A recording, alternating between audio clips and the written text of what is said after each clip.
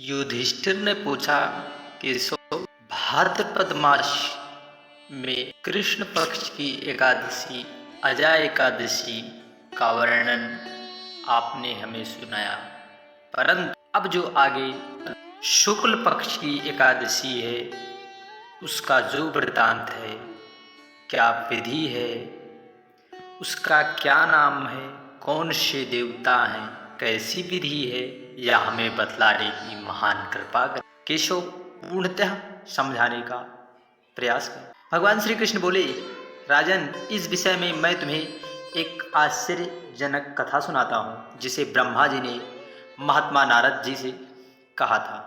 जय श्री कृष्णा, राधे राधे। 25 सितंबर पद्मा एकादशी, जिसकी कथा पद्म पुराण में बड़ी ही दुर्लभ, अत्यंत मन को मोहने वाली, भगवान श्री हरि को प्रसन्न करने वाली पद्मा एकादशी, जो कि युधिष्ठिर ने पूछा, केशव, भाद्रपद मास के शुक्ल पक्ष में जो एकादशी होती है उसका क्या नाम है, कौन देवता है, कैसी विधि है, यह हमें बतलाइए। भगवान श्री कृष्ण बोले, इस विषय में मैं तुम्हें एक आश्चर्यजनक कथा सुनाता हूँ जिसे ब्रह्मा जी ने नारद जी से सुनाया था। नारद जी ने पूछा, चतुर्मुख, आपको नमस्कार है। मैं भगवान विष्णु की आराधना के लिए आपके मुख से यह सुनना चाहता हूँ कि भाद्रपद मास के शुक्ल पक्ष में कौन सी एकादशी होती है। ब्रह्मा जी ने कहा, मुनि श्रेष्ठ, तुमने बहुत अति उत्तम प्रश्न किया है, क्यों ना जो वैष्णव ठहरे। भादों की शुक्ल पक्ष की एकादशी पद्मा या परिवर्तनी एकादशी के नाम से विख्यात है। उस दिन भगवान ऋषिकेश की पूजा की जाती है। यह व्रतों में उत्तम व्रत अवश्य करने योग्य है। सूर्यवंश में मानधाता नामक एक चक्रवर्ती सत्य प्रतिज्ञ और प्रतापी राजा हो गए हैं। वे प्रजा का अपने ओर से पुत्र की भांति धर्म का पालन किया करते थे। उनके राज्य में कभी भी अकाल नहीं पड़ता था, मानसिक चिंताएं नहीं सताती थी, व्याधियों का तो दूर दूर तक कोई प्रश्न ही नहीं उठता था।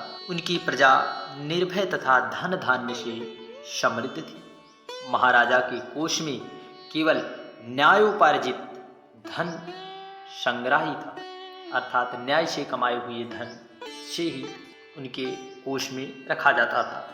उनके राज्य में समस्त वर्णों और आश्रमों के लोग अपने अपने धर्म में बड़ी ही निष्ठा और रुचि भाव रखकर अपने कार्यों को करते। मानधाता के राज्य की भूमि कामधेनु के समान फल देने वाली थी। उनके राज्य करते समय प्रजा को बहुत सुख प्राप्त होता था। एक समय किसी कर्म का फल भोग प्राप्त होने पर राजा के राज्य में 3 वर्ष तक वर्षा ही नहीं हुई। इससे उनकी प्रजा भूख से पीड़ित हो नष्ट होने लगी। तब संपूर्ण प्रजा ने महाराज के पास आकर इस प्रकार कहा। प्रजा बोली, नृप श्रेष्ठ, आपको प्रजा की बात सुननी चाहिए।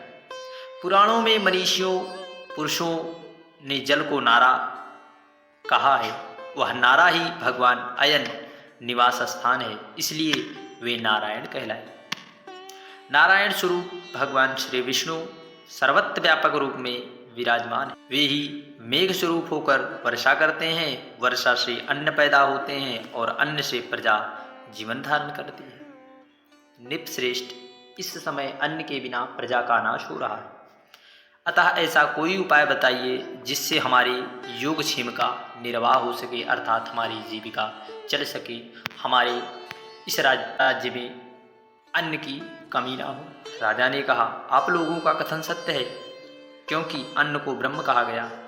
अन्न से प्राणी उत्पन्न होते हैं और अन्न से ही जगत जीवन धारण करता है। लोक में बहुधा ऐसा सुना गया है तथा पुराणों की बात विस्तार के साथ ऐसा वर्णन है कि राजा के अत्याचार से प्रजा को पीड़ा होती है, किंतु जब मैं बुद्धि से विचार करता हूँ तो मुझे अपना कोई अपराध नहीं दिखता।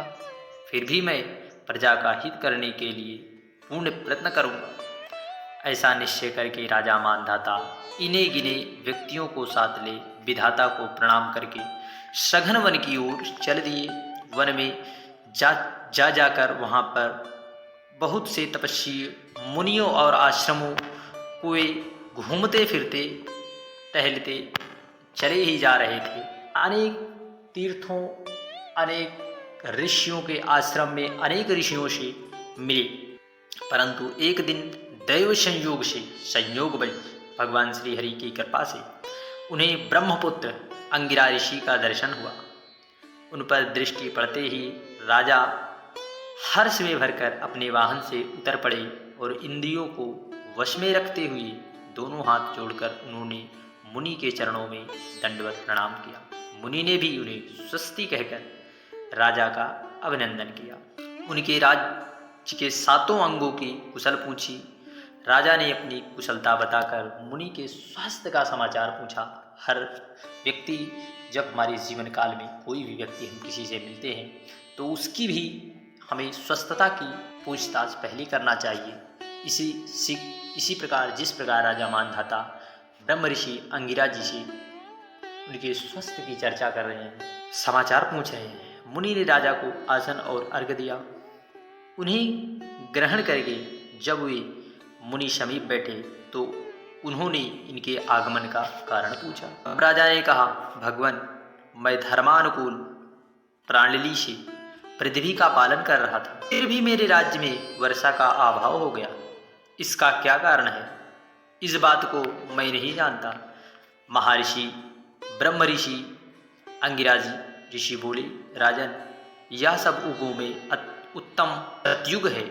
इसमें सब लोग परमात्मा के चिंतन में लगे रहते हैं तथा इस समय धर्म अपने चारों चरण से युक्त होता है। इस युग में केवल ब्राह्मण ही तपस्वी होते हैं, दूसरे लोग नहीं।